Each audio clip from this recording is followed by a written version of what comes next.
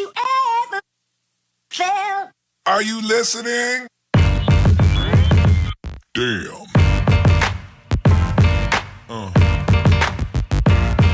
Yeah. And so when people started finding, they were like commenting, so it like gets like a life of its own again. And this guy's just like, everybody has like all these great things to say about what I forget the reel was, but he's just like, yeah, but this asshole's wearing a hat inside or a beanie. Yeah. So I commented on there, I was like, oh, the funny thing was it was probably 100 degrees outside. And so I found this beanie specifically for that gentleman. And I was like, this is the most absurd beanie I could find at Walmart today. So I'm like fucking wearing it for this podcast. I love that. That's so funny. Yeah, sure. It was a good time. But no, I'm so glad ladies and gentlemen, Kerry Siggins, back on the show. Thank you so much for coming on. I was excited to see, and I want to know more, the book launch. Yep. That's a big deal. And so I saw that and I was like, oh God, like she didn't have enough already on her plate. Let's just add a book on top of it and then a book tour. So I was like, what is she doing? So what sparked the book? I don't think you probably were working on it. I was working on it when I was here last. Gotcha. Yes. Yeah. So I've always wanted to write a book. I'm a writer at heart. And I started blogging in 2015, knowing that I wanted to write a book someday. So I thought, well, I better practice since all I write are emails. Yeah. So I started my blog in October of 2015. And then I started writing. Then I got picked up for publications. And so just kind of my name got out there more and more. And I started writing more and more and saying, people are interested in what I have to say, and I can maybe help people be better leaders or think about self-leadership. And so when the pandemic hit, I thought, this is it. I'm not traveling. I mean, I travel so much. And so when, no air travel and life changed, I thought that was the perfect time to write it. So it took you a couple of years then to write it? It took me about 2.5 years to get it through the whole entire process. Gotcha. Yeah. I joined a writing cohort, which created accountability for me, which was nice. So we would meet every other week, and we made a commitment to each other about how much we would write. And so I made a commitment of 2,500 words for every 2 weeks. And is that like a coach, like while you're writing? Yeah. Like you kind of, they're there with you to sort of make sure that you're making some type of momentum with the book? What she did was, so it was a writing coach. She's also a writer. She created a cohort. I think there were 5 of us in it. And she didn't coach us specifically, a little bit of coaching. It was more about accountability. And then we would come and talk to her about our problems as a group, and we would learn from each other. Like so problems with the process? Yeah, with the process. Or, hey, I'm really struggling. I have writer's block. We were all in different phases of the book. So there was an opportunity for us to learn from each other, but we would talk about any of the difficulties we were having. And it could be a wide range of things of I'm struggling, picking out my title, or I have writer's block, or I'm really need help fleshing out this idea. And so we would all help each other, and she would give us advice. And then we were also supposed to come and, say, did we keep our commitment to whatever we had agreed on the previous week. So it helped me because I hate showing up for things and not doing what I say I'm going to do. And so I decided that that it was going to be very helpful for me to have that commitment. And so that's really what helped me get the book done. I learned a lot about my writing in the process. I'm not a person who can sit down and write a couple hundred words. It takes me a little while to get warmed up. And so I actually wrote my book on the weekends because I needed 3 or 4, 5 hours to really write the way, get into the flow, write the way I wanted to. And so I skipped a lot of ski season because I wanted to get the book done, and I needed big chunks of time, and there's no way I could do that while running Stoneage and all that during the week. So yeah, I was a weekend book warrior. So what is the book? I mean, I haven't picked up a copy, and I apologize. I probably should have read it before. I was driving here and I was like, I meant to bring you a copy. Okay. I will send you a copy. No worries. So what is it, does it kind of encompass like the story that we talked about the first time you were on here? Like a little bit of that sort of gets somebody caught up to speed, or is inspirational? It's part memoir, part leadership book, part how to build a great culture. Okay. And so, yes, I share my story of hitting rock bottom and moving to Durango, and the founders taking this huge risk in hiring me when I was 28 to take over their company. It talks a little bit about employee ownership because Stoneage is an employee-owned company, and what that means. It's not a book about. It's not a technical book, but I did share some of it because it is an important part of who we are.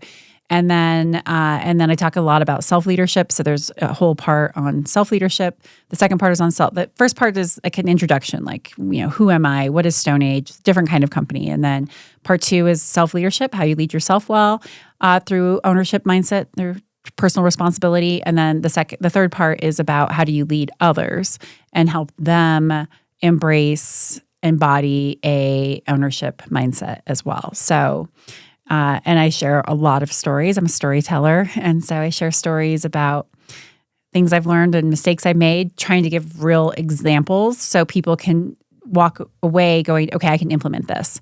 So really, I have a lot of people who have reached out to me and said, it's so great because I know that there's going to be a chapter in here with something that I'm struggling with. So they can go to that particular chapter, like, okay, I just got some tough feedback. How do I take it like a champ? And so they can go to my book and get tips on actionable items on how to be able to process or deal with something, handle an employee issue. So it truly is a handbook. It's called The Ownership Mindset, Handbook for Transforming Your Life and Leadership. And it was meant to be a actionable book that someone can use in their leadership journey. Did you, in writing it, because I've often, it's weird, during the moments of a podcast, like you're in the moment, you're just in flow state or whatever you want to call it. And so you kind of just have this conversation, but if you get the opportunity to go back and edit it, you sort of have to sit there and listen and unfortunately hear your own self-talk at times. But then every once in a while, like something will spark and you'll like sit there and have to ponder on that for a second. Like, why did you say that when this question was asked? Or, and you almost like you learn more about yourself. And then it's almost like this self-reflective thing for a second. And you start to process that. And then little, microscopic changes like happen over time. So I'm curious, like when you were writing the book, because I imagine the version of the book that we see isn't all that you wrote. There's probably things that you wrote and you hated it or you reviewed it or changed it. But did you kind of grow yourself, out of the process of writing this book? If that makes sense. So much. I learned so much about myself through this process. Writing a book is one of the most vulnerable things you can do, especially when you do tell a lot of personal stories.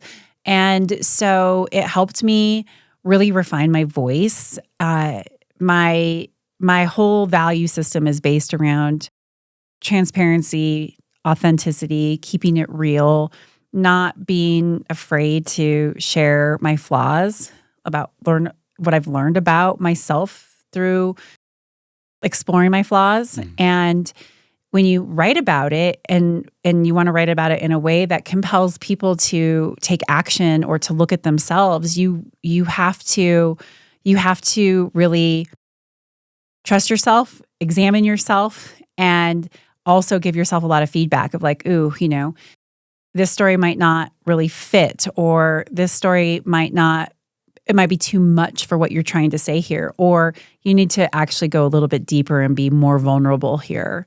So that was a really good process that I went through as I was writing the book.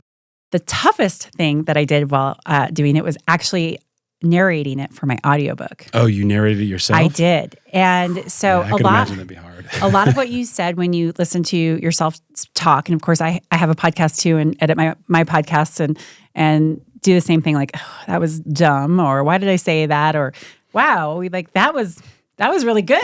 Where did that come from? Was that me? And so I go through a lot of that when I'm editing my podcasts and watching how I interact with guests, and I've learned a lot about that. But reading it is a very interesting process because I don't want people to be bored when they read my book. And I don't know if you listen to audiobooks, but almost only anymore. It's so hard to sit and read. So, and if you have a bad narrator, it makes even a good book like, oh, I don't want to read this. Or listen to it. My husband says that listening to audiobooks isn't reading, and I argue with him. Fine, I say consuming books then. But I really wanted to make sure that I had clear pronunciation, that I hit the proper inflection points in a sentence, And so you have to concentrate so hard on reading the book in a way that people are going to want to listen. And I found so many things about the book that I wanted to change, even though I've read it. I've read it a dozen times, but narrating it out loud very carefully and with so much intentionality so that people will enjoy it when they're listening to it. Whew. Yeah, I can imagine. It was brutal. I can imagine. It was so brutal. Especially like you say, like if there's parts you're like, oh, yeah, it's already printed. Like we can't, I have lots of notes. So if I'm fixing things for the second run, which I'm about ready to do. Yeah. And I worked with a group who does audiobooks exclusively. They're out of the UK. And because I have my own podcasting studio, I was all set up to be able to do it on my own, which made it a lot easier than having to have somebody coach me through it or walk me through it or have to figure out how to get equipment and do it properly. But I would say, I got to know him over time as we were sending audio files back and forth. And then I would screw up like 15 times in a row. And I'm like, Rory, I am so sorry. I hate the way I wrote that. I'm just going to figure out how to say it different in the audiobook. And so that's another thing that I had to get comfortable with. Like when I first started reading the first few chapters, I wanted to get everything exactly how I wrote it. And then I realized most people who are going to listen to it aren't going to read it. And if they do, they're not going to remember those details. And this is my chance to kind of fix some of the clunky sentences in the book, or maybe even tell another story or update it because, I started the book, like some of the things are outdated now that, it's 2023 and I started this in 2020. Sure. So I use that as an opportunity to actually like update what had, maybe if something wasn't accurate anymore or if something had changed in the book. So then I got more comfortable being a little bit more fluid as I read it.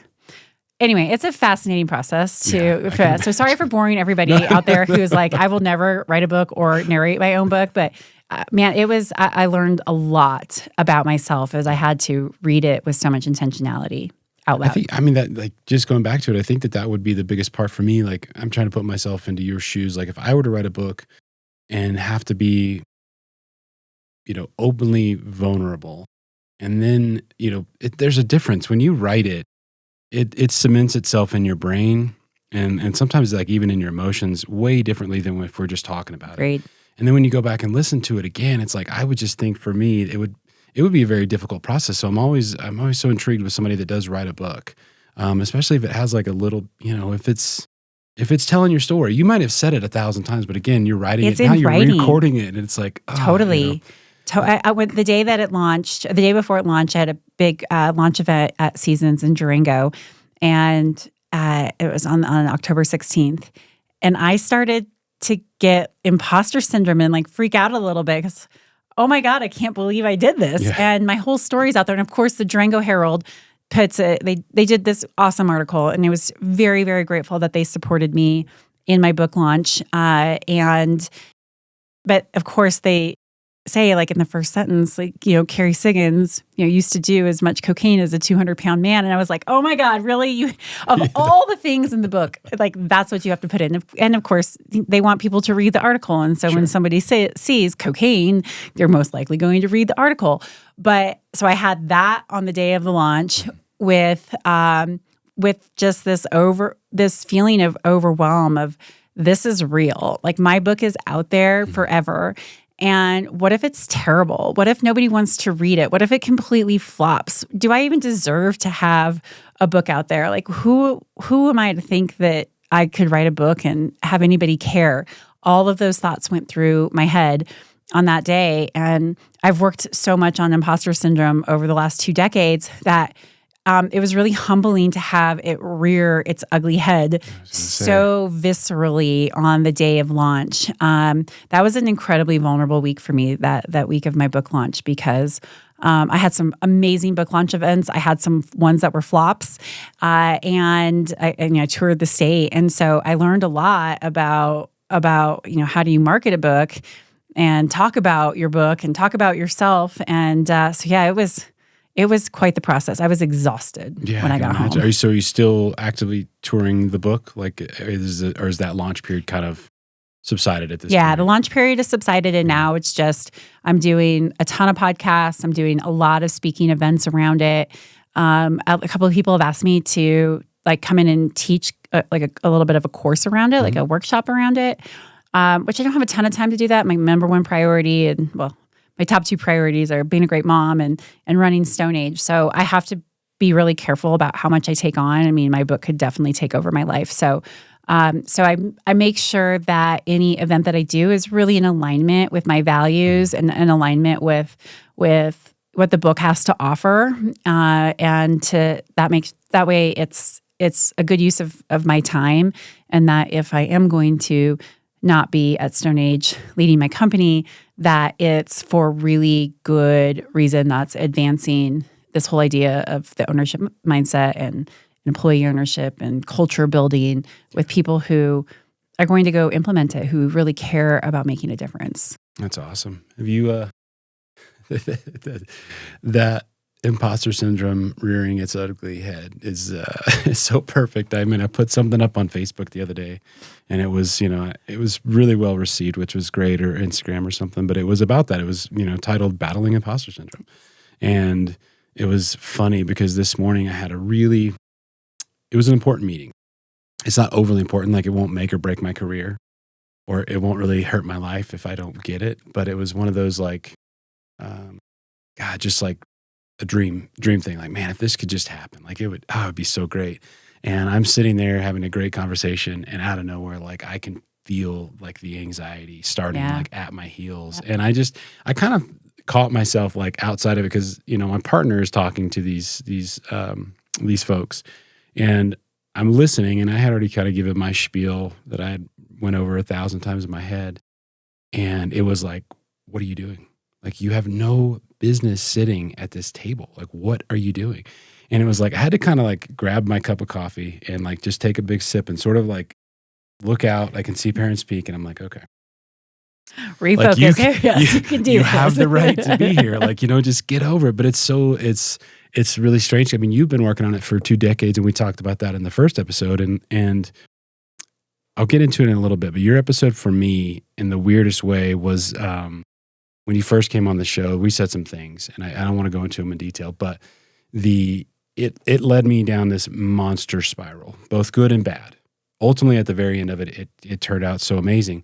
But that was when I really started kind of listening to that inner voice that was like, what are you doing? What's going on here? And it took a couple of more months after that, but it was like a trigger of something. And then it was like, okay, you got to work on your headspace first and foremost, man. Like, you're a total wreck. What's the common denominator here? And it was like health and wellness. Yeah. You got to get your body going right, and then the head's going to follow. But you have to work on those things. Everything else, and it was a weird deal, but it's like every once in a while, that little imposter syndrome for me, like this, it doesn't matter. This, I had a guest on, and like I couldn't even hardly talk.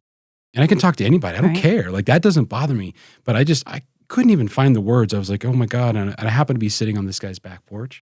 And it was like, again, anxiety. And I'm like, well, he's the nicest person in the world. You just had a conversation off camera with him. Like, what are you doing? And so, but that's so funny that you had that at your book launch, because it just crept up out of nowhere this morning. And I had already said my spiel. I nailed it. I'm like, we got this in the bag. And my partner starts talking, and it's like, whoa, what just happened? Oh my God. So it's crazy how that stuff, we do work on it so much and so often, and it has to be continual, but then all of a sudden it'll still, I kind of think it would have to be akin to like some type of training. It's like if you're like an ER person, or it's something, it's like if you don't practice the skills all the time, and it shows up, and you expect to just be able to jump back into the fray and do what you did 10 years ago, it's like, no, it has to be continual, because those things they're gonna come up in life at some point in time, Well, and I think that the trick is that the only way to get good at doing hard things is to do hard things.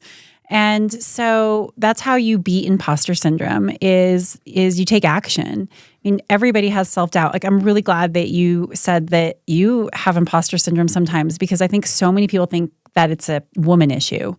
And it isn't. It's a human being issue where we really, when we let that self-doubt creep in, we start to think that we don't deserve to be at the table, or we don't deserve what we have. And the only way that I've learned, at least, to get through it is by taking action. And that's how you build your competency zone, right? Is to get outside of your comfort zone. And that's what imposter syndrome is doing. Right? It's fear telling you, hold back. Don't do that. You're going to fail. You don't deserve to be here. And the only way to push through it is to take action. And so the more you take action, the more comfortable you get with being in uncomfortable situations. And so I think that over the years, I've put myself into so many uncomfortable situations that I've gotten used to being able to work through, the fear that I might have or self-doubt that I might have in that moment. But for me, the book was such a big deal and it is very vulnerable. I mean, I share a lot of stories in there of failure that would probably, I can't imagine many CEOs talking about failure as much as I talk about in the book because it's such a good way to learn a lesson. And so I think that all of that practice that I had done over these last 2 decades of working on myself and building up my self-confidence and doing hard things helped me be able to say, oh, stop it.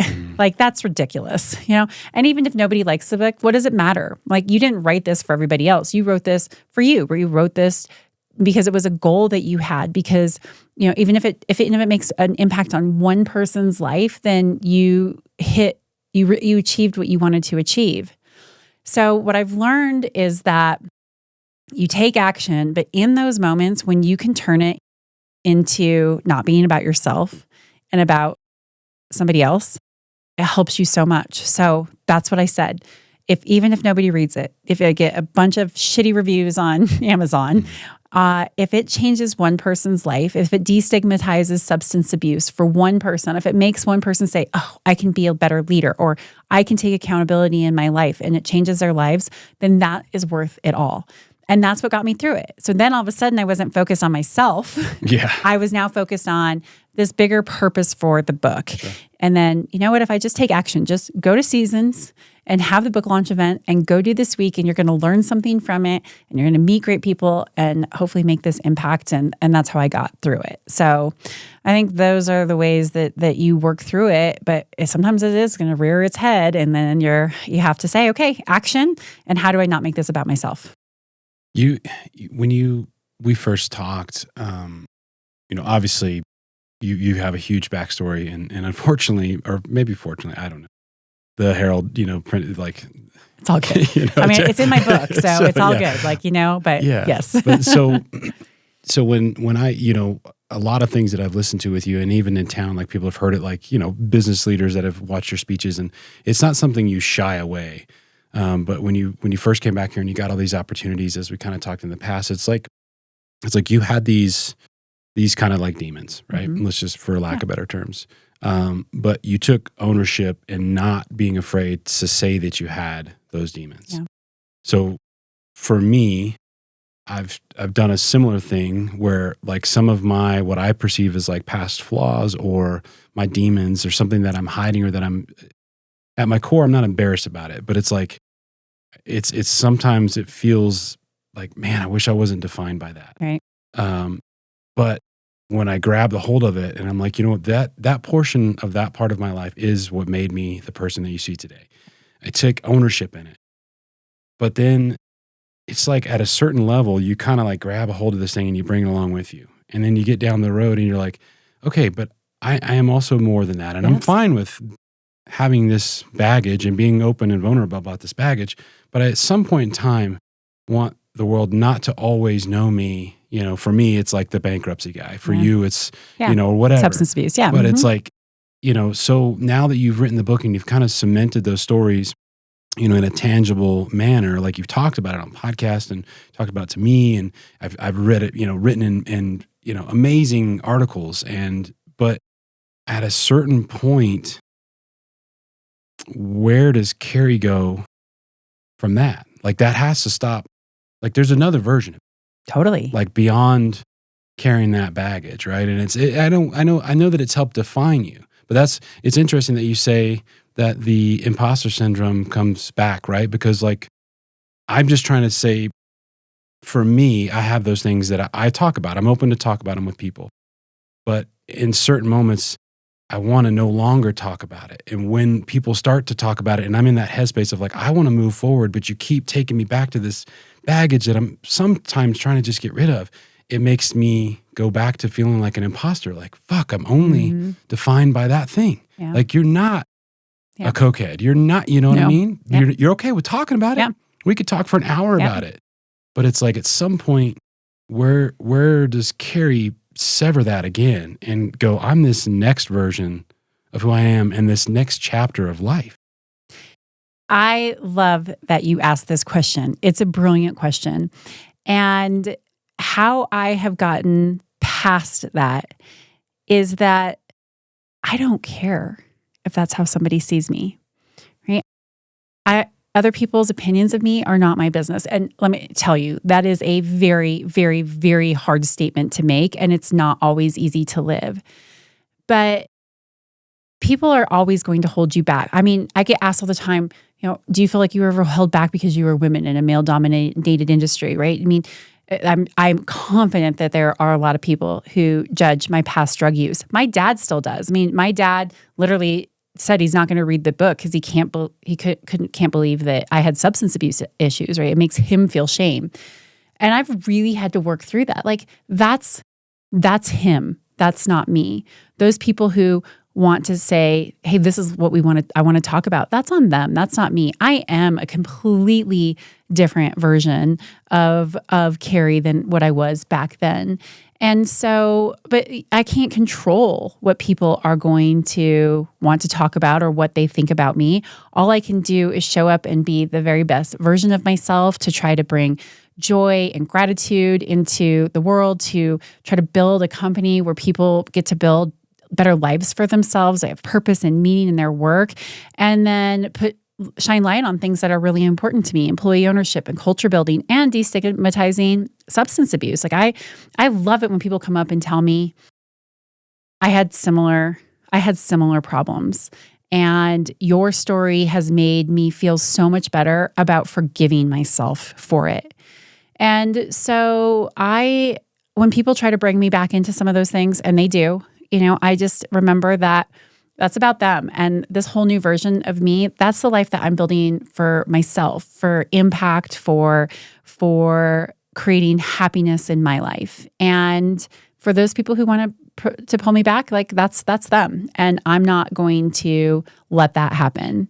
And so I think that that's a really powerful way to look at it, because I used to be worried. I mean, we talked about this on the show, right? I was always worried about what people thought of me. It's what led me to a lot of my issues, combined with childhood trauma and various other things, my personality.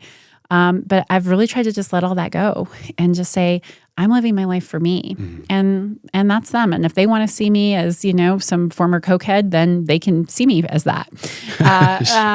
But I know for a fact I'm not that, and I'm not going to take their version of me personally. And that is a lot of work to do, a lot of really self-work to get comfortable with with your past, and understanding that it certainly defines, or it certainly got you to where you are, but it doesn't have to define you. And not being upset when somebody wants to pull you back in there, because that's them, that's not you. Mm-hmm.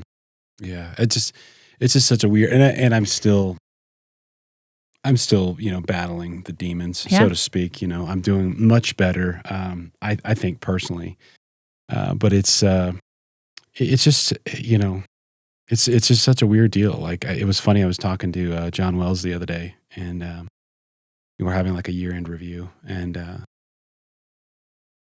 we're talking about something, and I just brought it up. I was like, I want to start being like my real self. Yeah. And he's like, what do you mean? And I was like, well, it's like, I am the same kid that did this when he was 18 years old, idiotic or not, it is part of me. And all those layers, all those hardships, all those everything is me now. But I kind of feel like sometimes like I've got to hide that in this weird thing. And John is not a, young chicken. Like he's been around the block, and he also has a certain clientele that's may perceive tattoos or whatever as a negative. Uh-huh. He could immediately think, oh, this kid is, not intelligent or whatever the case.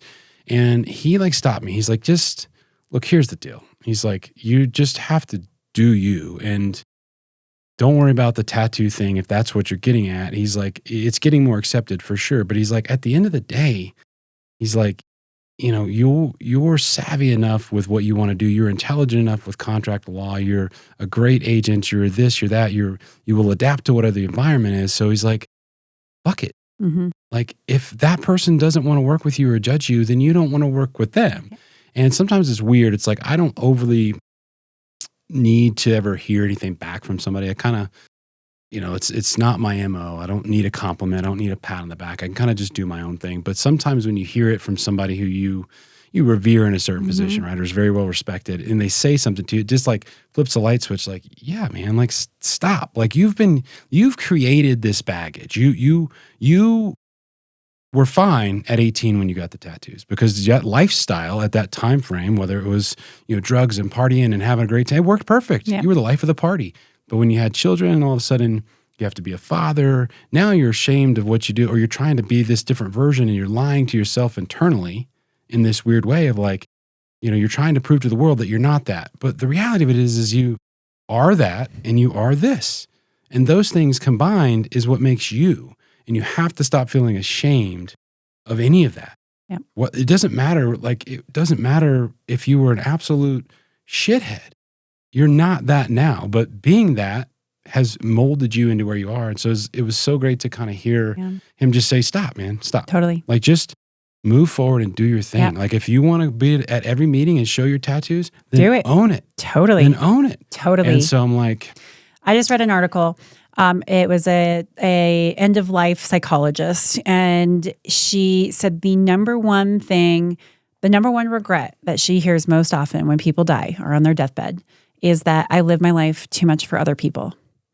And so as I listen to you tell this story, I can completely empathize because I understand those feelings. But you know, you have to forgive yourself. Like, people ask me, someone asked me this the other day. It was in a YPO meeting, YPO's Young Presidents Organization, huge network of CEOs under 50 globally. I think there's some who are over 50, but anyway. And I was in this, what we call forum. And one of the questions was, if there was one day in your life that you could do over, what would it be? So people were going around the room and talking and telling their story. And I said, my answer is going to be really lame. I'm going to say none. None. Because every single day has got me to where I am today.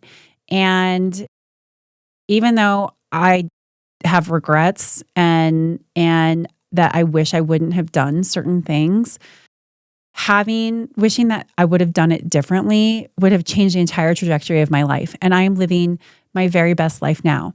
And so afterwards, a good friend of mine said, who's in the forum, he said, I can't believe you didn't say the day that you overdosed. And I was like, well, why would I say that?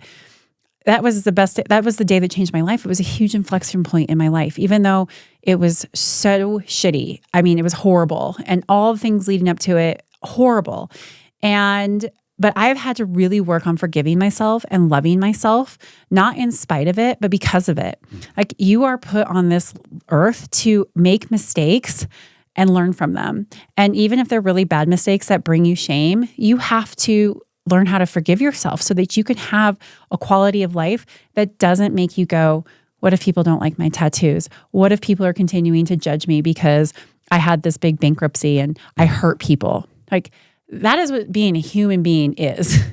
And so I think when you learn to embrace that, and you have to start with loving yourself and forgiving yourself and just saying, I'm grateful for the lessons that I learned. And yes, I can feel bad about it. I can have remorse. I am not going to say that I wish I would have changed it. And I'm not going to feel shame over it anymore, because shame keeps you in that box. Shame makes you feel like you want to cover your tattoos. Shame makes you feel like when people bring that up, it just pulls me back into that spiral. Yeah.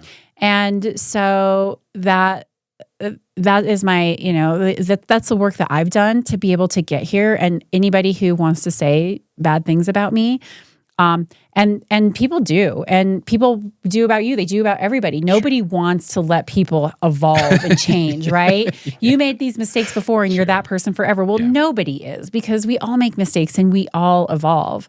But if you do things for people or because of people, because they're trying to say, well, you are still that person, Mm-hmm. you're going to not live nearly as a fulfilling life. Yeah.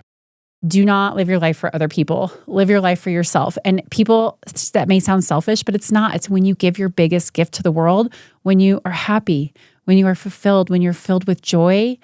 That is the gift that you give to the world. Yeah. And so you've got to work on yourself, and you've got to say, I have to live my life for me so that I can be the best version of myself. If you're constantly trying to change who you are for other people or living in the past, you cannot be as joyful in the future. Mm-hmm. And joy is what this world needs.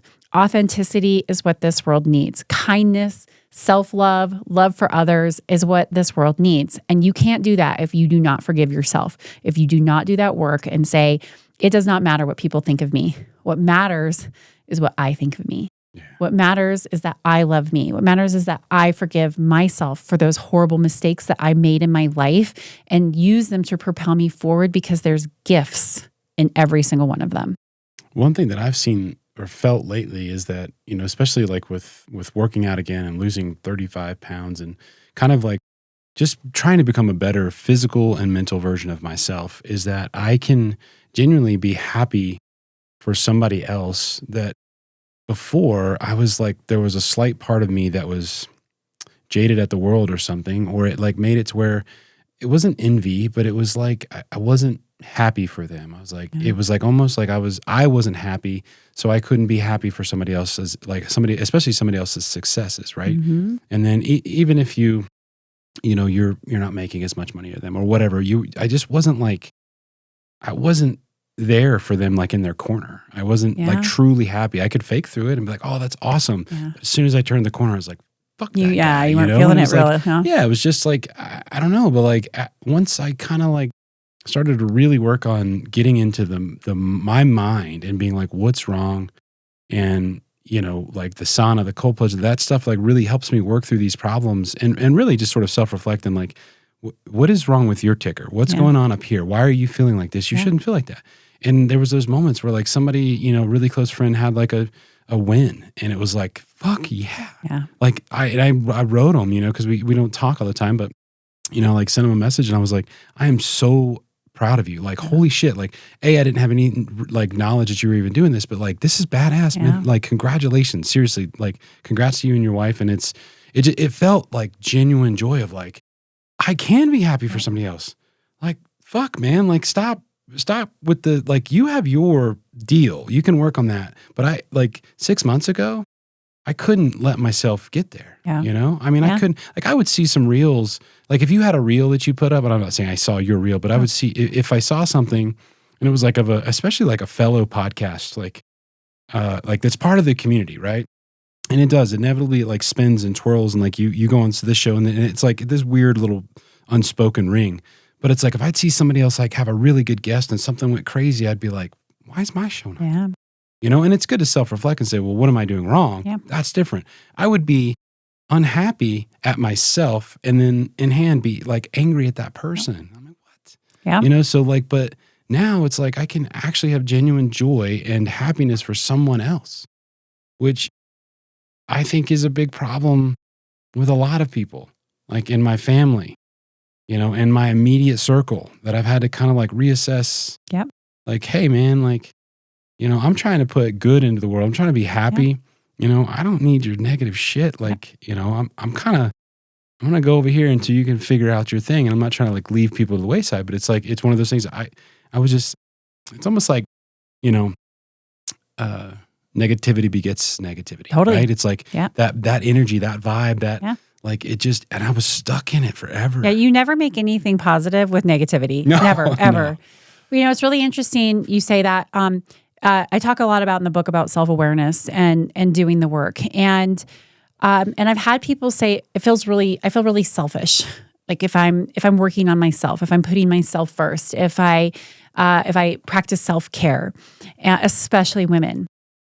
And it is so counterintuitive to think that if I do this work, if I stop and I take the time to dive deep into myself, why do I make these decisions? Why do I feel this way? Why do I have this comparison thing? Whatever it is that triggers you, if you do that work and you heal and you love yourself, you understand where those triggers come from and forgive other people for those triggers, that self-work it will change your life, because then you stop going into those negative spirals and you can show up so much more joyfully. Attachment is the root of all suffering. Attachment to things, attachment to likes, to things going viral, right? Because it means that we're comparing ourselves. And when we compare ourselves to other people, we feel like we are not enough. And you know what? All that stuff, none of it matters. None of it matters, because you are not your podcast likes or views or guests or any of that. Like, you are the amazing spirit, who you are. And society, especially Western society, has made us feel unworthy if we aren't popular, if we don't have the Instagram life, if we don't have money. And none of that is true. Attachment to those things causes so much suffering, right? It causes you to not be happy for your friends when something really good happens to them. It causes you to feel bad about yourself, that you aren't making as much money as somebody else that you look up to. And I'm not saying that doesn't mean you have goals. Absolutely. I'm a huge believer in setting intentions and manifesting what I want for my life. But I have done all of this work to let go of the outcome, let go of attachment, because it causes so much suffering. And that's hard work to do. It's really hard work to do, because you have to shed so much of the societal messages that we're getting about, want and desire and, consumerism and all of these things that don't actually matter. Because when you die, nobody cares about how much money you have, how many cars you have, how many likes your podcast had, any of that stuff. Yeah. What matters is how you made them feel. Did you change their lives? Did you make an impact? Did you inspire? And if you are living your life for other people and attached to things that don't matter, it's really hard to bring that joy to other people. But it's not easy. Yeah. It's not easy to do. So good for you for doing the work. It's a process, right? It's a process. And actually, someone told me it's not, I love this. She said, it's not doing the work. Like, it is part of the human evolution. It's part of what we do as we mature and we age, is that we're supposed to learn these things. We're supposed to live our life. So, maybe if doing the work doesn't resonate with you, think about it as like this evolution. But I don't know, it seems corny or cliche to go and write your eulogy. And what do you want people to say about you at your funeral? Yeah. And then you make sure that you're doing those things today, because there's no way that people are going to say those things if you're not living that life of service, of joy, of gratitude, of bringing your gifts to the world and loving yourself, if you don't work on it now. Yeah. I put something like that up the other day, and it was just interesting. I've just been trying to, like, in the sauna especially, I'll be sitting there and I'll type something into the phone. It's like where my brain is at, and I'll try and put it out there. And it's like silly. I call it like curtain talk, which is, I don't know where the fuck that came from, but kind of like pillow talk, but behind the curtains. So but I put it out there, and like sometimes like people, very rarely, like if they'll comment something, like they'll reach out directly or something, because maybe they're like, where's your head at? Or, and one person was like, I don't care. It was like, what do you want to leave behind? Like, the thing was like, in 2 generations, you will be forgotten by everybody that's ever remembered you. Exactly. So what does it matter? Take a risk. And the person said, I don't care what anybody thinks. I don't care what I leave behind. And so I took it offline, and I was like, it's not that I care. It's that I know that if I make sure that everything I touch turns to gold, that I will have done something right. I may not see it or recognize it in my lifetime. There's sometimes you don't know.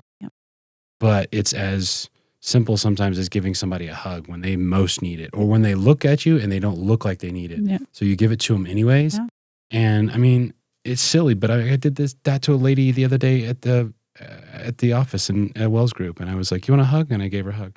And she was like, whoa, that was out. And it wasn't like a weird situation. I get so it, I guess yes. but she was like, I didn't take it that way. she was like, I'm a big "Holy hugger, shit, so can I have another hug?" And I was like, "You absolutely can," Yeah. you know. And it was like it's just, but it's that's what I was trying to explain to her is it's not like I'm not saying, hey, are you leaving a car behind to your kids? Or are Right. you setting them up to where they just have countless amounts of money? And it's like, no, but everything you touch, you should have the intention of turning it to gold. Yeah, making it better. It's like or else what is it all for? Yeah. And so it was an interesting offline conversation, but it's different. It's like interesting how certain people perceive, and maybe that person didn't care. Maybe she didn't care. She probably didn't. But I'm like, I think there's something below that statement. If you're saying you don't care, I think you overly care. Actually. Yeah, I agree. Yes, I agree. I mean, I have no idea who you're talking about, but I mean, we all do care. And I think that like by saying like, I don't care what people think of me, like I do care what certain people think of me. Mm-hmm. I do want to be respected. I know I need to make decisions that make me a respected leader. I want to be liked as a leader. So I need to be a likable person. I need to make sure that when people talk to me, they feel comfortable, they feel safe. So am I doing those things? And so it's this whole idea of, just be yourself and don't really give a shit about what anybody thinks about you is not realistic. It's when you start changing who you are because you are so worried about what people think. And there's probably, my employees I care about. And then there's, probably a couple other dozen people in my life who I really value their opinions and I trust their opinions. But there are all these people out there who don't. And, especially as you start to put yourself out there, they'll come in and those are the people it's like, that's just noise. Sure. That's just noise. Those people don't really know you. And so how do you take care of the things you care about? Really take care of the things that you care about and but live your life for you. And people who say like, I don't care about anything, I don't care about legacy, or what I leave behind, I think those are deep-seated issues that probably baggage that comes back that you've built this protective wall around yourself, and you're using that as a way to guard your heart because something happened. Because there's no way that I think any human being really doesn't care unless you're like a sociopath. It doesn't really. It could be like it could be like it is Instagram. We'll see. But sociopaths it comes from childhood trauma. It comes from like really bad things happening to people that damages psyche so much that they have to build these walls. And so, it's like, how do you keep joy and love in your heart and focus on the things that matter the most and then keep the noise out for those that don't matter, that their opinions of you shouldn't make you want to change who you are. But it's hard. Like you putting yourself out on podcasts, same thing, right? Me, I put myself out there all the time and it opens you up to people judging you. It's weird though. Like even on this podcast, though, I feel like, I have to be accountable for what I said. I mentioned it earlier, but so that the first time you came on the show, I said something, and it's so weird. It's the only podcast I've ever gone back and edited, and so I said something on the show, and we were talking about sobriety or Alcoholics Anonymous. And anyway, I said something in haste, and it's clear as day. I'm trying to like create a common, bed of something. Hey, I have something that's very similar, and I said something, and what I said was my father is a drug and alcoholic, and what I meant to say was he's a recovering alcoholic, but he is no longer that. Yeah. And so when I'm editing, I don't listen to every single little phrase. I skipped over and I aired it. So like. I don't, maybe a month after the episode aired, it did really well. It was great, very well received by people. I got like the most angry message from my dad, and all of a sudden it's like boom, boom, all this stuff's happening. And the shortest version of this is basically we have a astronomical blow up, destroys our relationship so much to where they had just moved back from Florida. They bought this sailboat, right? They sold it, moved back here. They're here for maybe 3 months. This all happens. He leaves, goes back to Florida. I have a huge falling out with my mom. She moves back to Florida. So they're down there, right? And it's like to the point to where, and this is all personal stuff. And so mom and dad, if you're hearing this, I apologize, but it is what it is. And because I think people need to hear this, it was to the point where I'm like, you're never seeing the kids again. Don't call me. Don't talk. I mean, we were done. And it weighed on my heart. Like, because when he wouldn't tell me what specific piece it was, but I went back and scrubbed the whole hour and a half, hour and 45 minutes. And I was like, that's it. That's what it was. Yeah. That's the point. I basically told the world something that is not true. And I did it in such haste to just try and get the next question out to you. And so 9 months goes by. We're not talking. And my father reaches out and I'm like, it's through a text and I didn't respond. And the next day I didn't respond. And because I had already closed the door. I'm like, we're finished. And a few weeks before I got sober, I got really drunk and called him. And it was one of those things, it was like, you call and it's like just silent, like what's going on? And it was like, I don't really want to talk, but I think I need to talk because I'm messed up from this. I don't know how to get past this. And whatever this I'm carrying, it physically hurts. It's making me miserable. I mean, it's a hard thing to think, like if you lose your parent in death, but when you lose your parents by choice because of something that happened or something that didn't happen, it's hard to sit there and go, I'm never talking to my parents again. They're never talking to their grandchildren. And it just absolutely destroyed me. But I called him hammered, pissed, drunk. And I'm like, I need to say some stuff, but I also know that you need to say some stuff. And the conversation did not start out well, but then about midway through it, it was like, let's just air our dirty laundry to each other. And I'll let you say it, and then you let me say it. And it's going to hurt, and it's going to sting real fucking bad. Mm-hmm. But we both need to just say this stuff. And then can we just agree to just try and move forward? And we did for 30 minutes. We did not hold a punch. And I'm not a saint by any means. He had some horrible things to say with the things that I've done in the past and vice versa. And it was, it snapped me back to almost being sober while I was drunk. It was a visceral conversation to have with your dad. It's the things we said you don't want to say to your father. You never want to hear your father say those things to you. And it was like, oh my God. But it allowed us to start to move forward. And they actually recently just moved back, of all things. And we were slowly building a relationship. And I'm still trying to work on it. Something happened the other day to where I was like, look, these are showing signs of where we were. I don't want to go there. If you guys want to go there and be that version, the new version of Kyle has kind of left the gate. Like I can't do that. And it really upset my mom. And actually, I was not trying to be rude, but I was trying to be brutally honest and just like, we can't do this again. We cannot be that version because we just bottled that up for years, for almost 40 years. And then it just showed itself out of nowhere. And we both felt how horrible that was. So we have to be better in our relationship of being honest with it and not just reverting back to what we know. And it really hurt my mom's feelings, and I felt terrible about it.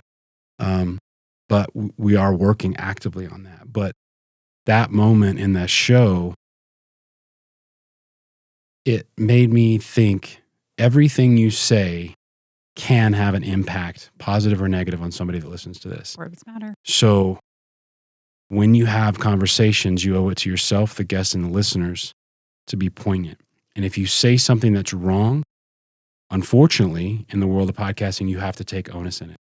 You are a human being and you're not infallible, but you have to take ownership in it. And so when that happened, it took me a while. I was very sheepish for I think that was episode 17. We just dropped 53 or 54 this week. It was probably another 10 shows until I kind of got my rhythm back because I was so worried that I was going to say something. And by that time, my relationship was over as far as I could tell with my parents. But your episode, that impact that it had completely outside in my personal life from a tiny little sliver of a conversation. It was like, holy cow. Okay. So the podcast can and does have an impact on people beyond this table. But what I took from that is like, now you have to be far more real, because and I regret doing it. I regret changing the episode. Every time I think about it right now, I regret it, because I want people to hear what my mistake was. But I was so in the moment, I was like, okay, I'll change it. I'm so sorry. He wouldn't tell me what I said. He was so angry at me that he couldn't believe that I said something. And I was like, okay. And so I just scrubbed that part. But it made me think, like, in the good and the bad, you have to own it. You have to be, if you say something, that's part of this thing that you're building, right? You know that it's helped and you know that it's hurt. You've seen both sides of it. And it took a little while, but I went back to that and started thinking about that. And it made it to where I will tell myself, and I put a video up the other day, and I should have said it a little bit differently. But I had somebody reach out to me and tell me that they didn't think the way I handled something was proper with the guests, and that they think I should change the way I would say something in that type of interview. And if I don't, then they would no longer listen to me. So I put up a post and I was like, first off, this podcast is not beholden to anyone. Secondly, if you don't like what you hear, you can unsubscribe and no longer listen. It's that easy. And then the third thing, and I said this as clear as day, I was like, you can go fuck yourself. Mm-hmm. I've let this podcast ruin a section of my life for almost a year. And I was like, I will not allow somebody else. Like, I'm going to make mistakes. I'm going to say things that people are not comfortable with, but I will always be 100% real on this podcast. And I'm dragging this on, but I'm so grateful that the little sliver of your episode, it changed the way I interact with this podcast forever. And I know that you didn't know that. No. I've been holding that until you came back on the show, but it was my gosh. That moment, it was 17 seconds, Kerry. 17 seconds changed the way I view this podcast for the rest of my life. And I'm so grateful for it. It's insane. It almost brings me to tears, because it's, I don't know where it would be. I don't think it would be the same show. I think I would still just kind of be meandering and maybe not taking it with enough respect. But it was wow. It was a tiny little sliver. But those little slivers, I've also had people call me and be like, thank you so much. Like, I needed to hear that undoubtedly today. I needed to hear that, whatever you guys said, and it's like, these little things, I don't know, they matter, and this is the biggest part of my recovery, is this studio, this podcast, because it helps me, but I know that it's helping other people. I definitively know it. Yep. Thank you for sharing that. Wow. I'm very often not speechless, but what an impactful story. And, as brutal as it is, maybe it's exactly what you guys needed to finally say what needed to be said. And so good for you for finding the gift in it, even though it was really painful, or, searching for the gift as you're rebuilding your relationship with your parents. I don't have much of a relationship with my dad, but a couple of weeks ago, he texted my brother and me out of the blue. My brother lives here in Durango too. And he says, hey, I'm working in Amarillo and I don't have anything to do this weekend. I was thinking maybe I could come up and see you guys. I haven't seen my dad for a decade. My brother, since his high school graduation, which was 24 years ago. Excuse me. So I called my brother and I said, what do you want to do? And he's like, I don't really care. I was like, well, I don't think we should be assholes. I think we should let him come and let's see what this is about. Like, this is weird. Yeah. Is he coming to tell us he's dying? I don't know. So he gets here and we go to dinner, and he's pretty much my same old dad. A little funny, a little inappropriate, and pretty self-centered. But met his two grandsons, my brother's two sons, for the first time. They're 19 and 16. He's met my son before because I've taken him to see him, but only when he was a baby. And when we're going back, he says, taking him back to the hotel, he says, hey, do you think your mom would talk to me? Like your mom? My mom, yeah. And they've been divorced. They've been divorced since I was 13, and he left when I was very young. So, and so I said, I'm sure she would. Like, I don't think she has any ill will. I will call her when I drop you off, and I'll let you know. So, call my mom, and she's like, well, yeah, okay, but it really seems like he should spend time with his kids. So they went and she picked him up for breakfast, and they had this long conversation where he didn't really apologize. He kind of made excuses, but at least he acknowledged some things. And I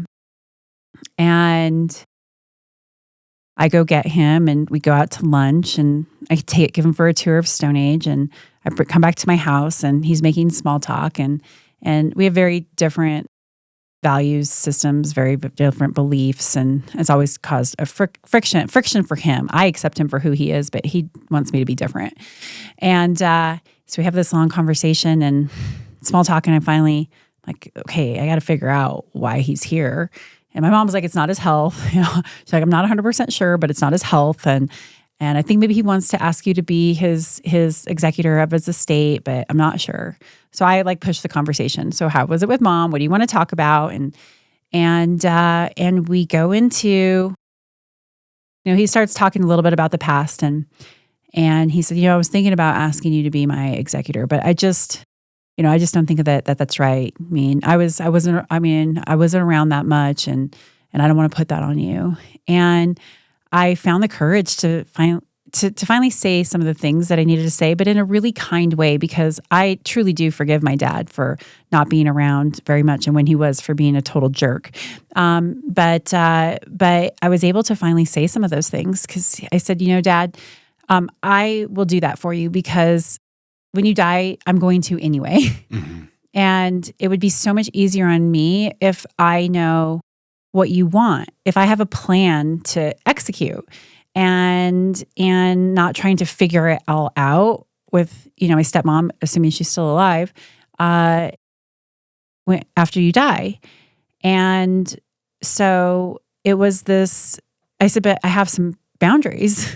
I'm not taking care of you. If your health goes, you can't come in here and live with me, and I'm not taking care of you. And I will help you. I will help you get into your assisted living, whatever you set up. I will help you with that. But I am going to, these are the boundaries that I have. And he said, well, you don't have to do that. You don't owe me anything. And I said, you're right, Dad. I don't owe you anything. I'm doing this because this is the kind of human being I want to be. I want to do the right thing. Mm-hmm. But I'm not going to do it without boundaries. And it was a really tough conversation. And we never resolved it, if I'm going to be his executor. He went back to the hotel. We were supposed to hang out the next day, and he left and didn't tell me until 5:30 the next night. So typical my dad, completely bails, doesn't tell anybody he's gone, and he's gone until, we're supposed to meet at 11, and I finally hear from him at 5:45 that night. But, I'm really great, even though I don't know that he got what he wanted from that trip. And there's no outcome. It was really good to be able to say the things that needed to be said. And so it's not as visceral as your story where, your relationship breaks down, but sometimes those opportunities come and you have to say, I need to have this conversation. Yeah. And I'm not going to go in and rehash what it was like being a kid around him. I've done that work to truly forgive him. But it felt really good to set those boundaries, to say, Dad, I'm not taking care of you. I do my best to love you as best as I can. Mm-hmm. And I will help you. But here's where my boundaries are. I've never done something like that with my dad. Only 1 or 2 times where I just said, we're not talking about this anymore. I'm not going to argue with you about this. But to start to set some of those boundaries about what that future relationship might look like. To finally stand up instead of being that little girl that was always trying to make her dad love her. No, I don't need you to love me anymore. I will help you because that's what family does, but here are my boundaries. And so, sometimes those things just have to happen to say what needs to be said. Sometimes they blow up like yours and creates this huge mess.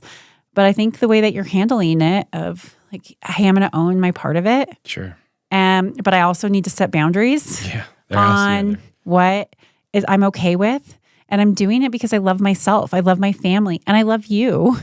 And that can be uncomfortable for people as you're working through these kind of emotional situations. But it's so much better in the long run than just bottling things up inside.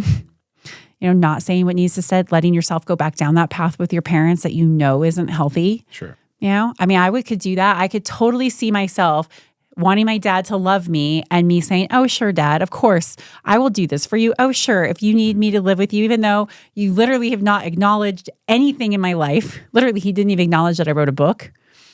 Nothing.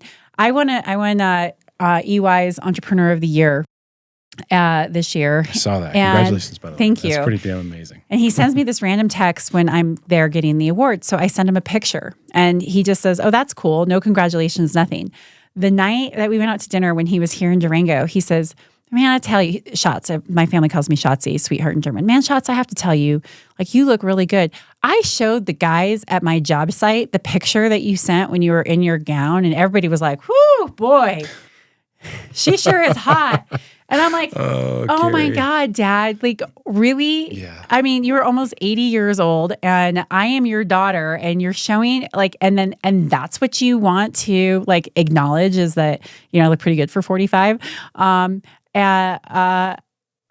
It's just like, it's unbelievable. And then I just have to remember like, it's him. Sure. This isn't me. Yeah. And I accept and I forgive.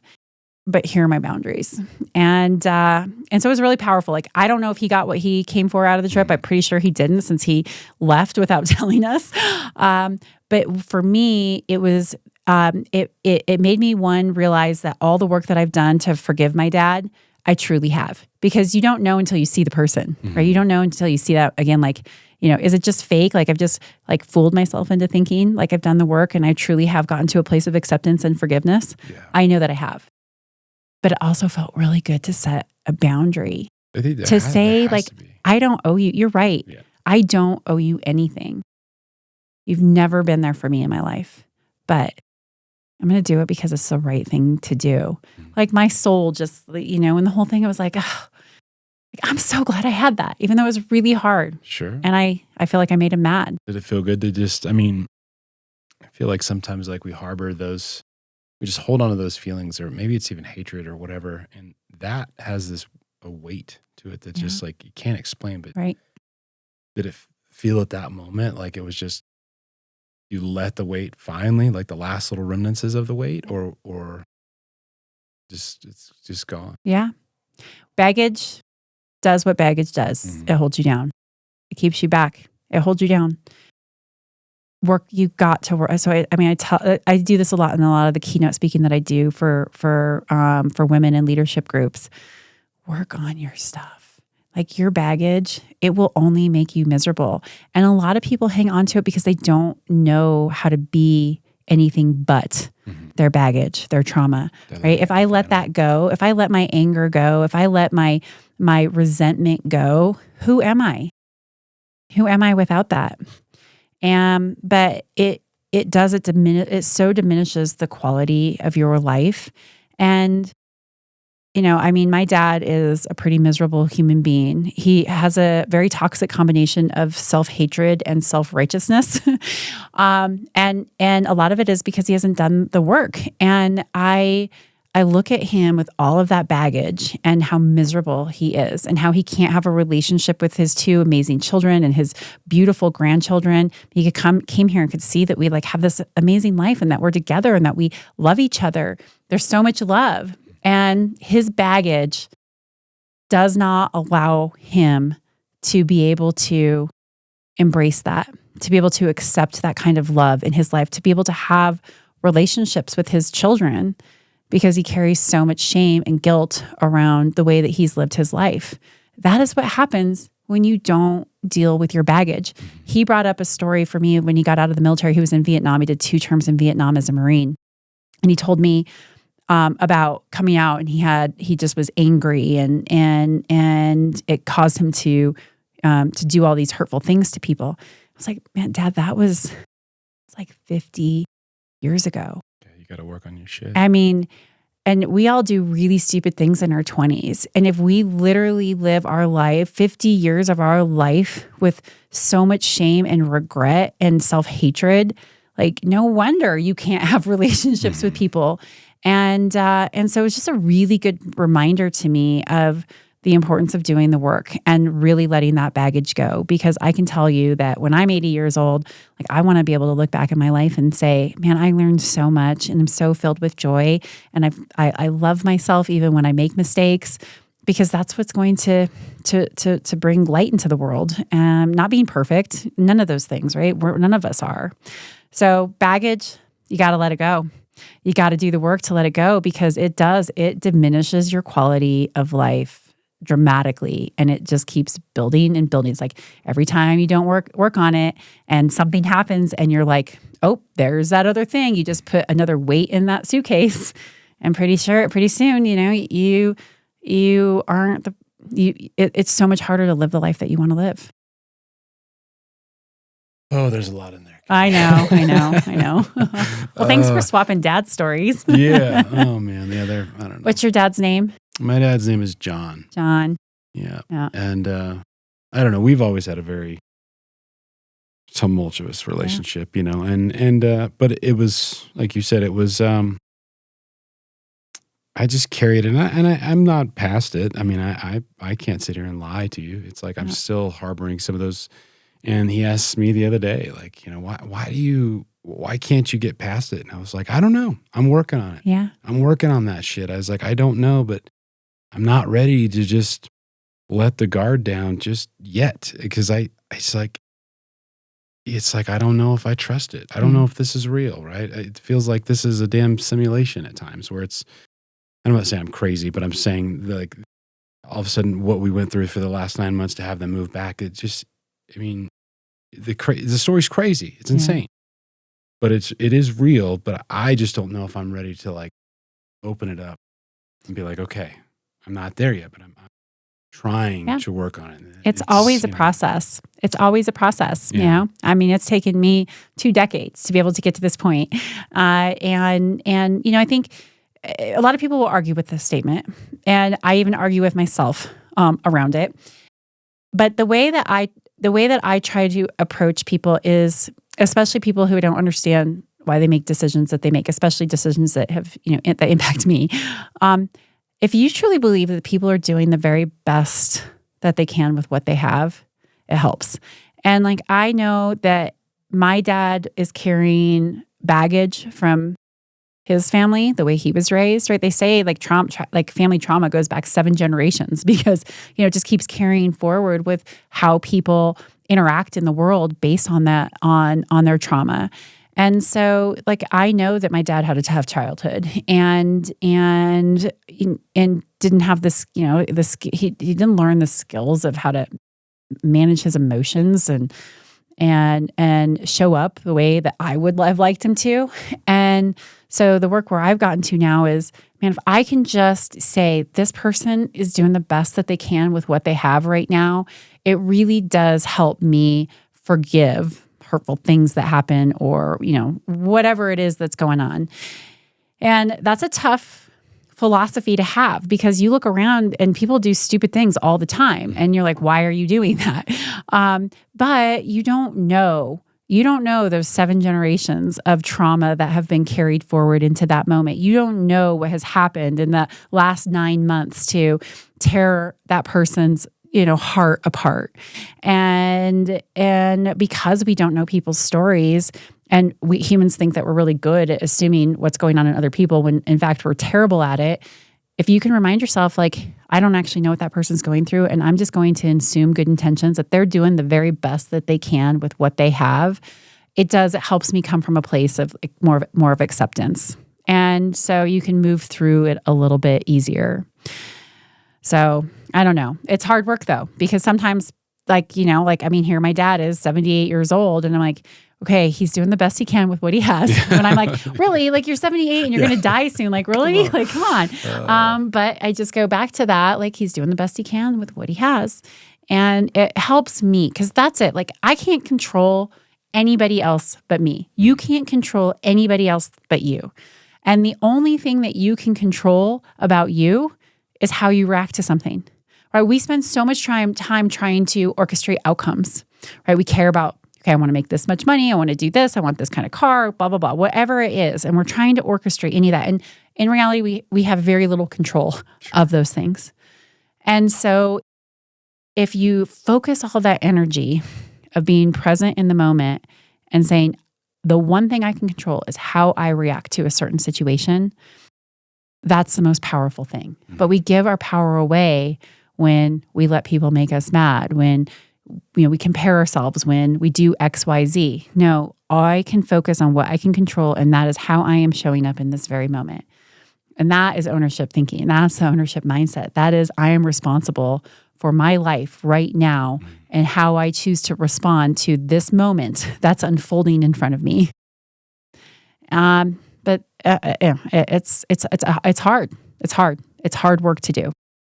It is not easy by any means. Yeah. No. And the brain, I'm reading this book right now called The Master and His Emissary. And it's, the guy is laying out, I'm still getting through the first quarter of the book, but he's like laying out the way that the brain is structured and the way we perceive so many things and how the brain articulates to certain core nervous systems. And it is fascinating. And, that's one that I do listen to. Sorry to your husband, but I listen to in the sauna. Yeah. So I'm consuming a book, not reading it. But it will trigger something in your head and you're going, okay, wow, we're perceiving certain things because of X, Y, and Z. And then I'm always trying to put that into like rational, tangible content, or context with the way that I'm going through life, and it's like I had a guest tell me off air the other day, and just a person that like I revere, like, wow, like, just I shut up and listen. I don't talk. When he wants to talk, it's like, because he's seen the road.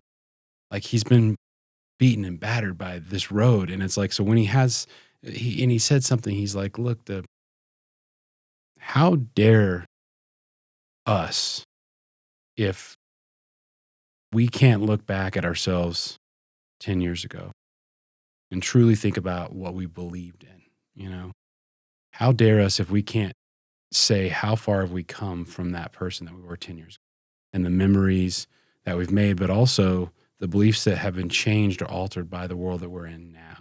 He's like, if you can't look back and not with honor, but say, I'm not the same person, and change and have these different beliefs, how dare us if we can't look back and then in today's world say, I know that I'll be different in 10 years from now.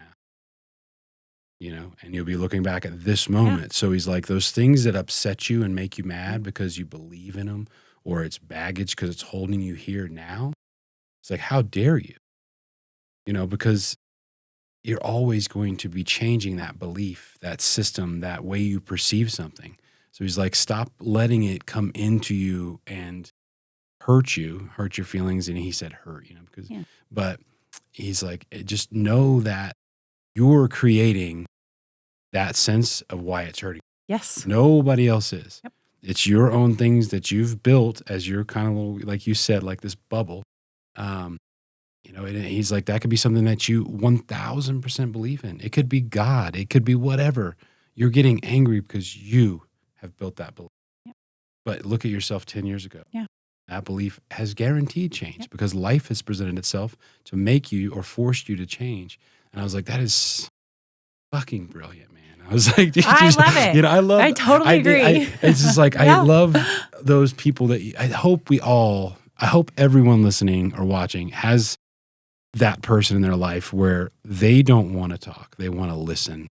And I know that maybe not everybody has that all the time in their life, but if you've got that person like that, you want to no longer talk. You want to listen because they are so wise and they're weathered. Typically they're much older than you, and it's just like, I just want to be in the presence of that person. You know, it's like I wish that upon everybody, to just have that being that they can go, whoa, Yep. wow. Well, that's what maturing is all about. And he's, that's a totally correct philosophy. It's actually, I so believe it. That's why my podcast is called Reflect Forward, because it is like, and I think when you have really life altering events like I had in my life of overdose and, almost dying, and looking at how my life has changed, it's been 17 years, it was 17 years this past September. And I think it makes it so much easier to see, like, wow, look at what has changed. I absolutely am not that person, and I don't have those same belief systems. And so if people would just like be more embracing of the way that we evolve, instead of being so rigid in, I believe this is right. I'm going to judge anybody who is not like me. Like, all of it's going to always evolve and change. I wrote it's in my book, don't believe everything you think. Like, just because you think it does not make it true. Oh, that is good. I love that. But a lot of people do, right? Like, don't believe everything you think. Like, just because you had a thought does not make it true. Like, analyze it. And if you think something is true, and then all of a sudden you get new information to say, that belief system, that's not true. I'm okay with letting that go. A lot of people really struggle with that. I actually am really scared for where we're going as a society, and this idea that we can't evolve and change. Like, you look at COVID, for example, and I hope I don't make anybody mad, but when COVID came out, none of us knew what was going to happen. Mm-hmm. And I believe that people were trying to make the best decisions to save people's lives. I know that other people don't believe that, but I believe good intentions, because that makes my life happier, and I don't like to believe that people are doing nefarious things on purpose. So we were trying to make the best decisions we could, and then as we got more information, like, it changed. Protocols changed because we learned. Mm-hmm. There's a subset of people in society that won't let you go back and say, yeah, we were learning. But that is what life is. That is what science is. That's even what belief is, right? What faith is. It's going, I used to think this because this is the best information that I had in my life. And now I think this because I've had all these experiences and I've learned these things, and other people have learned things that have helped me shape my thinking. And that's what we go through and learn. Like, what I believed at when I was 20 is very much different what I believed at when I'm 45. And I will guarantee that when I'm 80, that my belief system is going to be very different. And I'm 100% okay with it, because I understand that that my thinking is always an evolution. Yeah. I embrace the evolution of my thinking. The reason why I love getting older, people ask me, I just turned 45, like, how do you feel about getting close to 50? I'm like, I love it. I get so much, my life is so much more enriched. The more experiences that I have, the more knowledge that I gain, the more that my thinking evolves as a human being. I love getting older. I was dumb when I was in my 20s. I was dumb when I was in my 30s. Life experiences have made my life so much more enriched. And so now I'm not afraid to get older. Like, I'm excited to see, like, how deeply I think and I feel because of all of the knowledge that I'll have gained and all of the experiences that I will have had in my life that will shape me into hopefully being a really impactful person that, can hopefully live beyond 2 generations. But even if I don't, who cares, right? That's this purpose here on Earth. So I just wish everybody would embrace the evolution of our thinking, of our belief systems. Well, I was just talking to somebody about that the other day, like, and this happened to be a faith-based conversation. I've kind of grew up in the church, Southern Louisiana, or Northeast Louisiana, but in the South, Southern Baptist Church. Mm-hmm. And say what you want to about that church, but there were some things that happened in our lives, like when, we weren't necessarily disowned by the church, but my parents split up for a certain amount of time. And it was like we weren't accepted in this weird way. It's like, well, it was almost like the church was like, well, what did you guys do? Why did it was like, hold on. So anyways, we stopped going to church, and I kind of lost a bit of faith for a number of years. And then I was telling this gentleman, in my early 20s, it was like, it wasn't the cool thing to be Christian. It wasn't, or to be religious. I shouldn't say Christian, but it wasn't cool to be. It was like, cooler to be this way, or you only look at the science of it, and it doesn't make sense from a scientific standpoint. And then, like, the older you get, you start to question it. And I was like, look, I think that you should always question faith. Like, that's the point of it. Like, if you're trying to advance your faith, just like anything, like if you're trying to be, like a mathematician, like you're constantly learning new things about it because it's constantly evolving. Yeah. That's the same thing with faith. It's the same thing. Like, and I was like, even from like a faith stance, if you believe in the book that everybody, touts, then you're supposed to question it, right? Like you're supposed to have these sessions in your life where you are a non-believer, right? And then it's designed in that fashion. And so it was like his comment was interesting. He's like, yeah, but I think people are scared to question the faith. And I was like, exactly, they are, right? Because then what does that do? That takes you from everything that you're rooted in your 20s. All of a sudden, you're if knocked you start off to say, kilter. I'm not as religious as I was, then you don't believe, and like that's a bad thing, right? Or and this doesn't. I'm just using because the conversation happened about religion, but it's with everything. It's like you should be always questioning because, like you said, it's a constant evolvement, And then even if you come in and out of stuff, right? You may come in and out of these beliefs, but it's like just use what you just went through and learned, and then readapt them to, it's like I was full on questioning faith the other day, and I don't know. It's like I've been a part of many churches, and I've been a non-believer, but there are things in my life that have happened to me that I cannot, with a human perspective, I can't put a finger on it. Yeah. And I have a podcast recorded that I talked deeply about this. I haven't released it. I don't know if I will. It was just something I needed to say out loud. It's like I can't put a finger on it. And I think that's the only way that the human brain can kind of put a hash to this thing. Like, I don't know how to describe it. I don't know how to explain it, but this is so beyond me. It's so beyond the presence that something is, and it's like, a lot of people equate it to God or something of that nature or angelic. And it's like, I don't have the answers to that. I can't define it in my brain. And it was just a very interesting way that I was looking at it in this podcast in my own brain. It's like, but after that, talking to this gentleman, it was like, I think you should be questioning your faith, not questioning whether you believe it or not. You believe what you want to believe. That's fine. That's not my job to tell you what's right or wrong by any means. But I was like, I think that if you look at it at its core, it's designed to make you question it. It's designed because if you question it, hopefully you get the answers and you come back stronger in your beliefs. Or there's nothing wrong with going the opposite direction. Like that's the greatest thing about being a human being is you have the ability to change your beliefs. And everybody's journey is so individual. And I think that's what's really important to remember is that, right, we're not supposed to be a certain way our whole lives, right? We accept that babies aren't, right? They have to, you have to do things, you have to learn, you have to grow. And your thinking is always going to evolve based on your experiences. My mom was raised Catholic, and she was so like, she went, the pendulum swung the other way. Like she was like, that's it, I'm breaking up with the Catholic Church. And she did not raise us religious at all. And I would go to church a little bit with my grandma, but it just wasn't part of our lives. In college, at Colorado School of Mines, my favorite class was an intro to religion class, where I got exposed to all different kinds of world religions. And it's when I started to explore my own spirituality,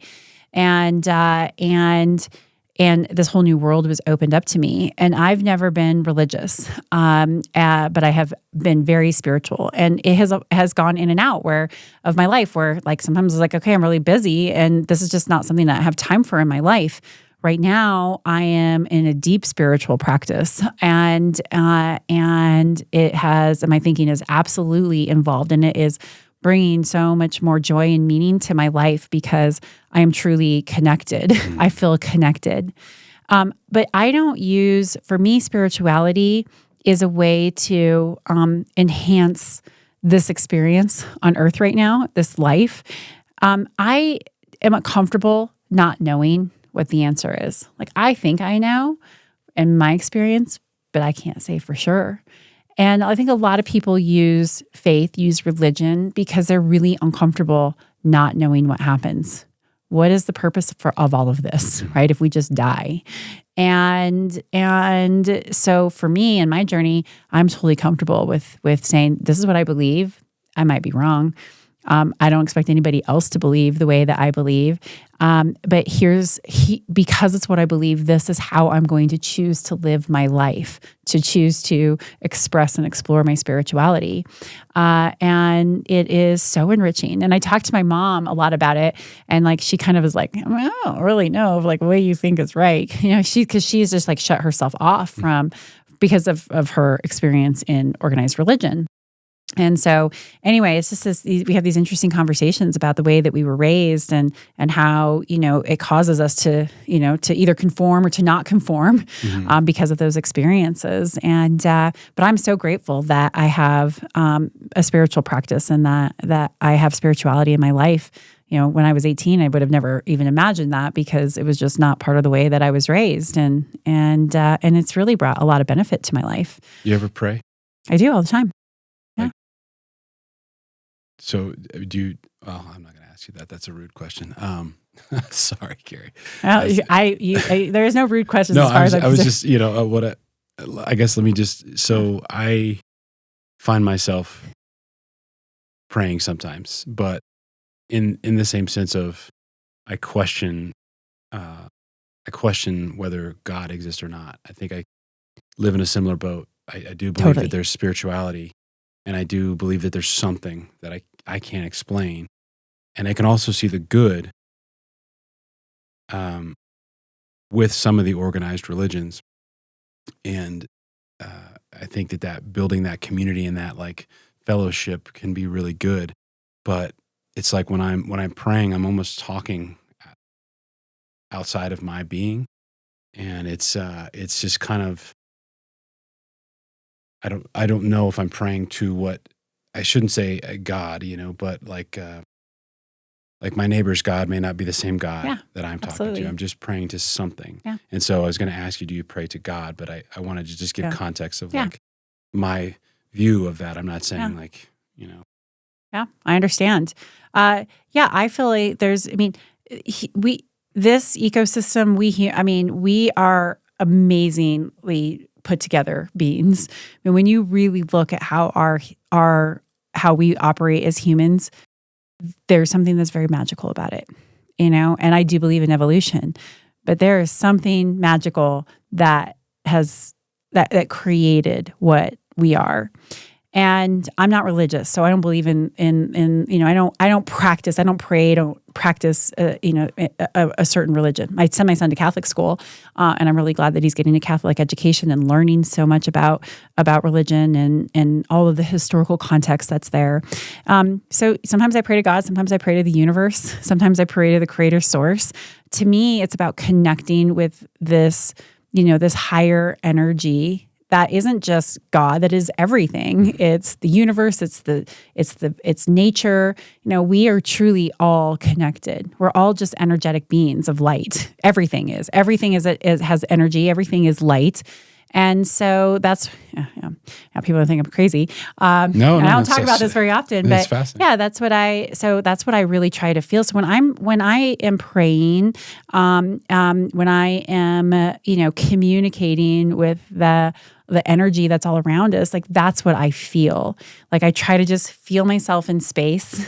I try to feel like every centimeter of my body and the air around it and how that's connected to everything else. And so that way, when I put out into the universe, whatever I am praying about, whatever my mantra might be, or whatever I'm visualizing, because I have lots of different practices, all of it is through this essence of being connected to everything that is the universe, that is, far beyond what I can perceive, right? We live in a very 3D world, and there's a lot more that's going on than what humans can just perceive. And so how do I stay connected to all of that, remembering that, we're all in this together. and that's the way that it's actually supposed to be. So that's more of my spiritual practice. It's very, I would say, energetic, right? It's very much about energy and vibration and truly feeling connected to everything, connecting to the universe, connecting to God, creator source, the thing, the creator that's beyond what we can perceive. It feels good. It does. It feels amazing. And sometimes it I have friends that have had conversations in the past, and dear friends that they were like, you believe in God now, kind of thing. And this was, let's say this was in the 20s, but like as I kind of grow and mold and transition into whatever it is I'm living right now, I can't define any of it, but like I agree that the energy is there, and whatever it is that I'm putting out, that energy or those questions, I'm not praying for a glass of water. I'm not praying for things. I'm just talking beyond myself. Yes. And when that happens, some people, maybe it's meditation, I don't know, but I walk away from it and I feel good. I feel whole for that moment. Yeah. And it's been a tough battle, because for a lot of my years, I would say the bulk of my 20s and early 30s, like I didn't have time to believe in a God. I didn't have time to be spiritual. I didn't have, it's like nobody's coming to save you kind of vibe, right? You hear that a lot. And then there's a part of me that does believe that, like, you have to do things of your own intention and you have to be intentional. But sometimes I think we owe it to ourselves in the world to kind of put that energy out there of like, even questioning. Yeah. Like whatever I was talking to, I was full on questioning. And I was like, not strike me dead and prove yourself, but I was just questioning the entire concept. But then it was probably 30 minutes in the sauna, but by the end of it, I was talking to myself. This was this was what this podcast is about, but we're in the topics. I'm going to just say it. I'm talking to myself, and then it's like the light switch hit, and I just go, thank you for allowing me this moment to question whatever it is. Yeah. Like, thank you for not casting judgment. And thank you for giving me the words so that I could question this. And even though I didn't get an answer, I appreciate that, the openness of whatever I'm in right now. And I was in a sauna and it's 150 degrees and all that stuff, right? But for me, I walked away from that and I was absolutely relieved, and I was just so pleasant that I got the opportunity to question it all. Yeah. With no judgment. And I was allowed to kind of go into that space in my body and in my mind. And I don't know, people probably think we're fucking crazy, Kerry. Probably. Well, but that's how you build a relationship with yourself, right? Yeah. Those are the conversations that you have to have with yourself in these, and I do. I mean, I talk to my higher self all the time. And I truly, but that's the work of self-love and going, okay, like I can have these questions. I can feel bad about something, but when you're connected to your higher source, to your higher self, you can have, I think, those really real conversations. And that's why I love my spiritual practice. It's like, I don't have to feel bad if I'm in the moment of like, oh God, this is bullshit. I literally am talking to like, am I talking to myself? Am I talking to somebody else? Like, like I can question it and I don't feel bad. Like, it literally is what we're supposed to do. We are not supposed to have the answers, right? We are supposed to experience. We are supposed to, we have free will, right? We have to make decisions. And if we make wrong decisions, or maybe they're not, I don't know. There's a book that's out there. I haven't read it yet, but it's written by a psychologist and like I think he's a psychologist and a biologist. And he says that there is actually no free will, that everything that we do is preordained. And I have to read this book because I am super curious about like how much is really truly out of our control. Sure. And so, but I have fun with it. I have fun with like this whole idea. And it's really been helpful for me because I'm trying hard not to orchestrate outcomes. I have spent my whole life trying to orchestrate exactly what I want in life. And I've done a pretty decent job at it. But it's been hard. It's been miserable. It's been lots of resistance and questioning and, and I'm trying to just surrender to letting the moment unfold and knowing that Like if I trust in myself and I'm doing all the right things, but if I have this relationship, this more spiritual relationship with the universe, with God, and just try to let things unfold the way they're supposed to unfold, what magic can really happen when I am working as one rather than as an individual trying to force things. Yeah.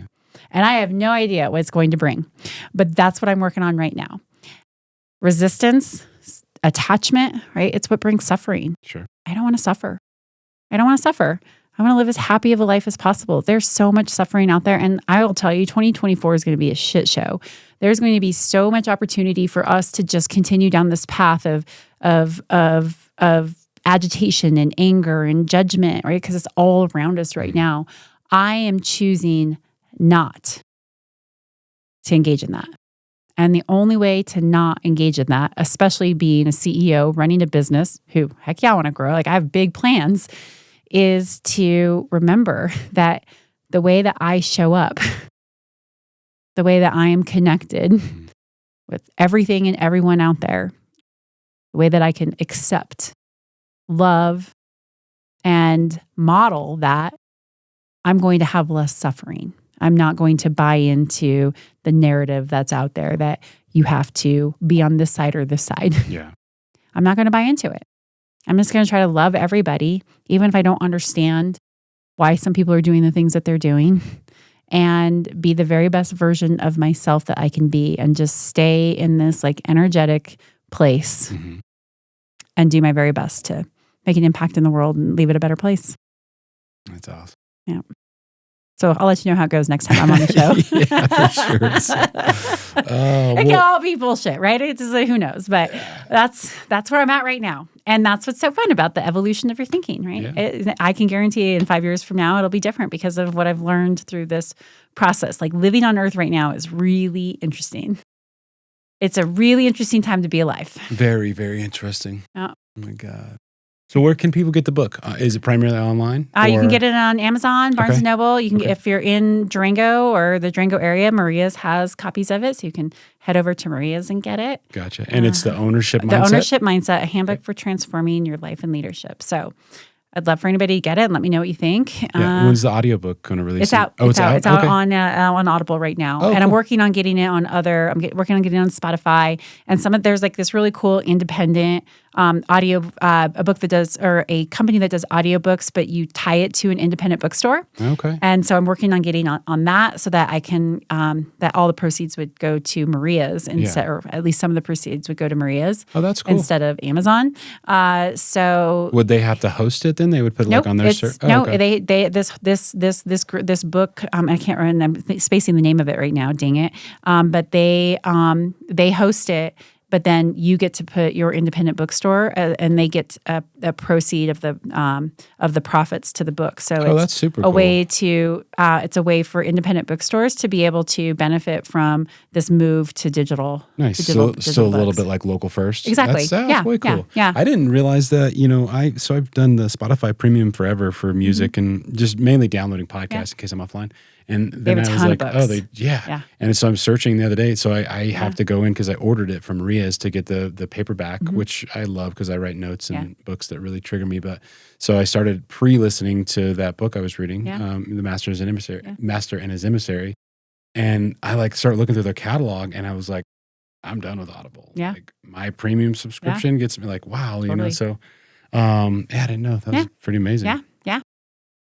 Everybody's coming after Amazon. Yeah, they gotta be somehow. So, well, Kerry, thank you so much again. I really honestly, from the bottom of my heart, thank you for coming back on. I wanted to, I wanted to tell you that story and just thank you for being open and let me kind of spew that for a second. I'm so glad you shared that with me. It forever changed this podcast. I hope you know that, and I mean that. You never know. Like I walked out of here never even thinking that anything like that would happen, and it's so interesting what life trajectories you have. I'll tell you one other quick story. I was in a Uber in Denver a couple weeks ago. I was going to miss my flight. I waited too long to call the Uber, and I get in it, and I knew immediately that the driver, something was off, and I was like, oh, he's high.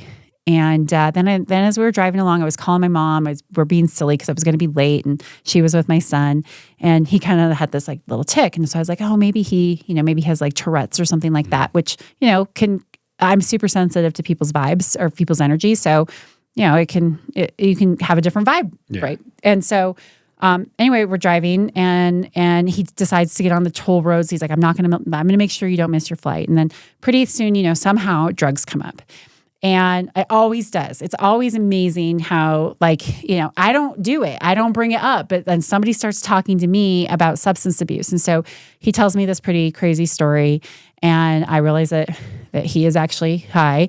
And I get out of the car, and it's the first time he turned around and looked at me, and I was like, oh my God, this is dangerous. Yeah. And so I get out and I walk into DIA, and I said, why did you put me in this situation? And clear as day, I heard, this wasn't about you. We didn't put you in that situation for you.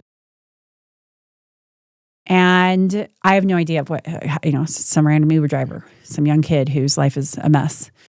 But it just reminded me that not everything is about you in that moment. Yeah.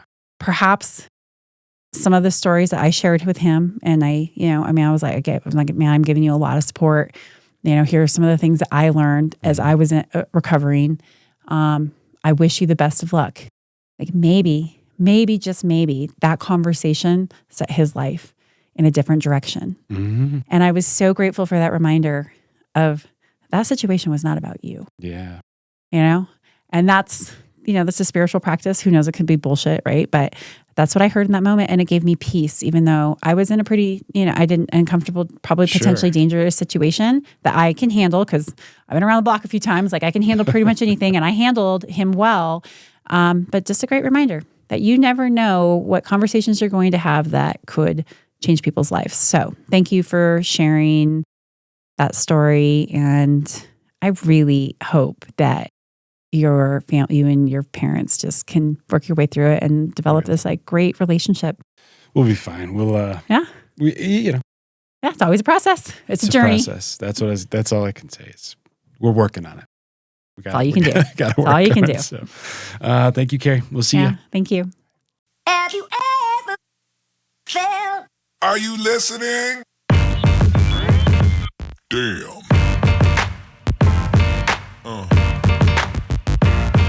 Yeah. Yeah. Yeah.